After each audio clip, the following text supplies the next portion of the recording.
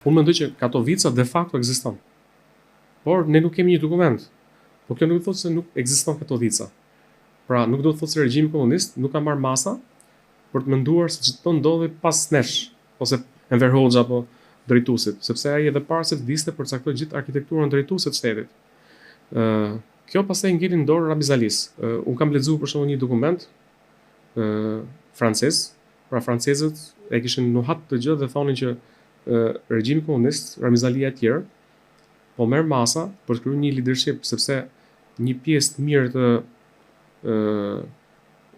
figurave që kishin profesione ndryshme, inxhinier, mjek e tjerë, po i dërgonte me specializim në Francë. Pra dhe francezët vetë kishin kuptuar, pra ambasada franceze këtu e kishte kuptuar që ata po përgatisin një leadership të ri.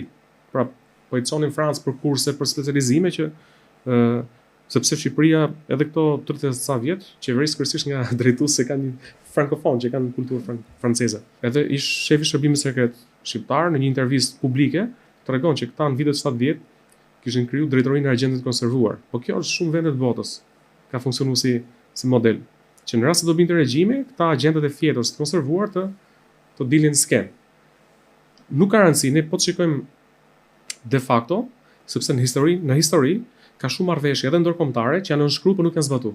Ndërkohë ka shumë marrëveshje që ekzistojnë, pra nuk janë zyrtare, por po të shikosh në praktik, po të nisem në terren, gjitha janë zbatuar, pra nuk janë ratifikuar nga parlamentet përkatëse, nga shtetet përkatëse, por në praktik janë zbatuar një për një. Edhe Katovica në Shqipëri, unë mendoj që nuk ka një dokument të shkruar, deri tani nuk kemi zbuluar, por në praktik mendoj që ata e kishin menduar shumë mirë se kush do t'i merrte frenda e pushtetit.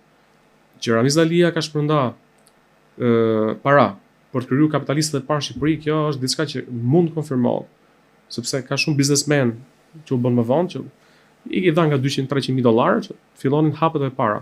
Ata një lloj kulture ose formimi e kishin, sepse duke punuar për shembull te Ministria e Tregtisë Jashtme ose institucione të ndryshme, pra kishin kontakte me botën jashtë.